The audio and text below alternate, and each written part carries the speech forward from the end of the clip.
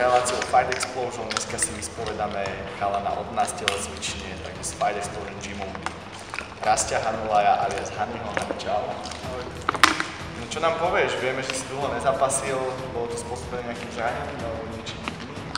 Bolo to spôsobené viacerými komplikáciami. Celé to vlastne začalo, keď sa mi asi našťastie to bolo 2 týždne po zápase až stafilokok, čo som sa ním nakazil v Thajsku, kde som strávil prázdniny. Takže bolo to presne vlastne v oktobri, takže to by mal byť presne po roku zápas. Takže rok si nezapasil, obmedzil to aj nejakú tvoju tréningovú aktivitu, alebo v tréningu si pokračoval v normálnom tempe? Tak samozrejme, počas tej infekcie, tak som tam dával pauzu, kvázi mal som v kolene, takže som nevedel ohýbať koleno, ťažko sa mi trénovalo, takže až po možno mesiac, 2 som mal také ľahšie tréningy, ale potom, ako náhle to bolo v poriadku, tak sa snažil čo najlepšie trénovať. Super. Vieme, keďže som jeden z známych promotorov, viem, že momentálne nastúpiš u nás na turnaji, takže do pyramídy Fight Explosion vo váhe 77 kg. Super ti bohužiaľ dneska vypadlo pre zranenie, ktoré sme sa už bavili. A ako sa pripravuješ na daný zápas? Teda pripravuješ sa na stand-up a uvidíme, aký ten náhraník bude, ale ako prebieha tvoja príprava do zápasu? Tak v tejto dobe sa už nemôžeme pripraviť na stand-upera alebo na zemiera, už každý vie aj v tom postoji, aj na tej zemi sa byť, takže tá príprava je stále komplexná, takže uvidíme, kto to nakoniec bude a dúfajme, že to bude divateľný zápas. Dúfame určite všetci. A ty osobne ako fighter cítiš sa lepšie na zemi, alebo stand-upe, alebo čo je nejak? Môžem hovoriť, že kde sa cítim na tréningu lepšie, momentálne ten stand-up, ten sa tomu teraz viac baví, ale môže mať premyslené, čo chce na tom zápase robiť, ale po pár sekundách sa to môže všetko úplne zvrtnúť, takže momentálne ma ten stand-up baví trocha viac. Ako prebieha tvoja príprava? Tak máš teraz komplexne aj niečo iné ako tu v gyme, to znamená ako MMA?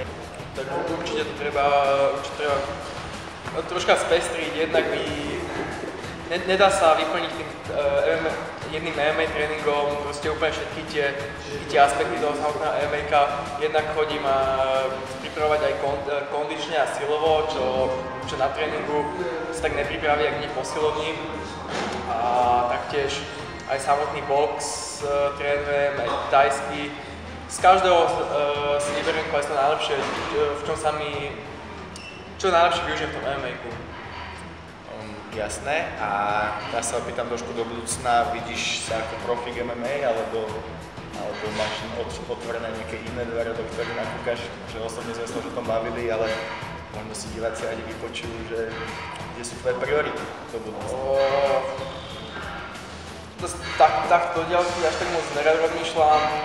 Zatiaľ sa pripravujem na tento zápas, ako je jasné, študujem na blbosti, ale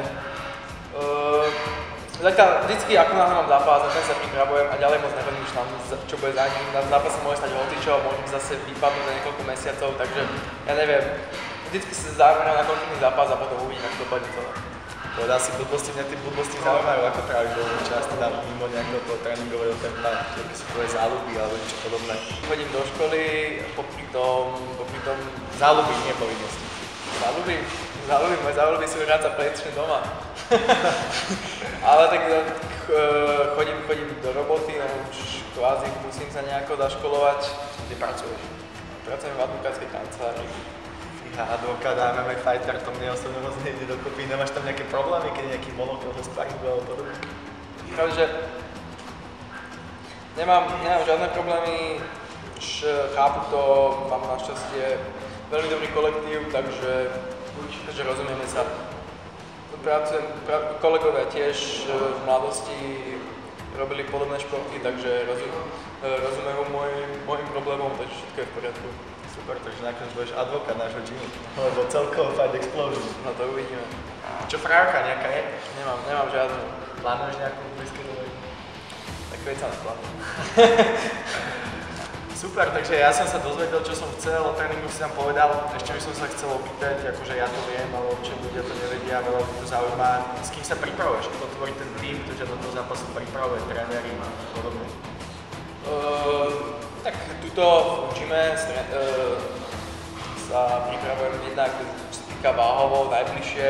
Ja som normálne Gabo Pukáč, s ktorým hrajem už niekoľko rokov na tréningu. Jednak teraz vynikajúci krásnik nášho týmu je Miro Štrbák, je troška ľahší, ale je to taktiež super talentovaný chalan. A kvázi všetci chalani z týmu, na box nás pripravuje Mišo Kirchner, tiež vynikajúci tréner, s ktorým si sadli. Silu a kondíciu má na starosti Jakub Štefek, čo je tiež veľmi talentovaný tréner. Takže je o nás postarané to vo FE, tak tu nás nemusím predstavovať trénerov, aký máme. Skús spomenúť pár istotu. Iliáš Kolmrič, Peter Sluka, takže tí nás kvázi vychovali, tak tí tam stále sú podľa. Super, ja ťa ešte poprosím teda na záver nášho videa, aby si ľudí pozval na to, čo nás čaká, teda neminie, a hlavne teba. No jasné. Chystá sa Rimavská sobota, dúfam, že mi super sadne a až sa vám bude ľúbiť môj zápas, že mi bude držať palce. Takže ja len na záver zhrniem 26.10.